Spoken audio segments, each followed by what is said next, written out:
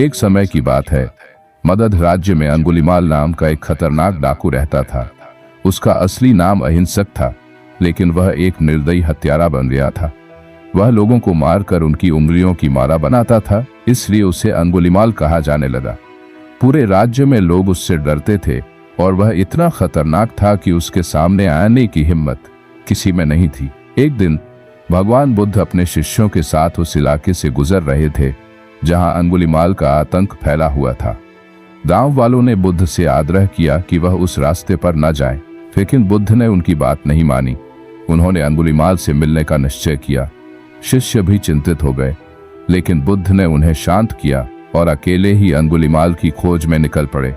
जैसे ही अंगुलीमाल ने बुद्ध को अपने क्षेत्र में आते देखा, उसने सोचा कि यह भी उसके शिकारों में से एक होगा। वह बुद्ध की ओर तेजी से दौड़ा, लेकिन कुछ दूरी पर पहुंचने के बाद उसने देखा कि बुद्ध शांति से उसी स्थान पर खड़े हैं जहां से उन्होंने अपनी यात्रा शुरू की थी। अंगुलीमाल ने कई बार कोशिश की, लेकिन बुद्ध तक पहुंच नहीं सका। थककर उसने बुद्ध से कहा, कौन हो तुम? तुमने मेरा रास्ता क्यों रोक रखा है?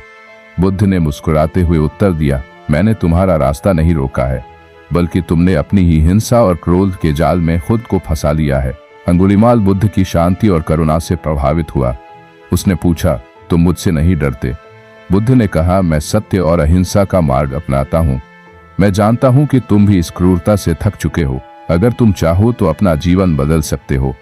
अंगुलीमाल, जो कभी एक निर्दयी हत्यारा था, बुद्ध की बातों से इतना प्रभावित हुआ कि उसने वहीं पर अपने सारे हथियार फेंक दिए और भगवान बुद्ध के चरणों में गिरकर क्षमा मांगी।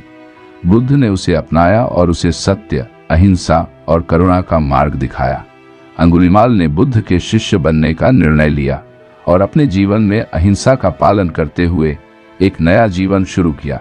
उसके जीवन में यह परिवर्तन इतना गहरा था कि वह एक शांतिपूर्ण और साधु जीवन जीने लगा।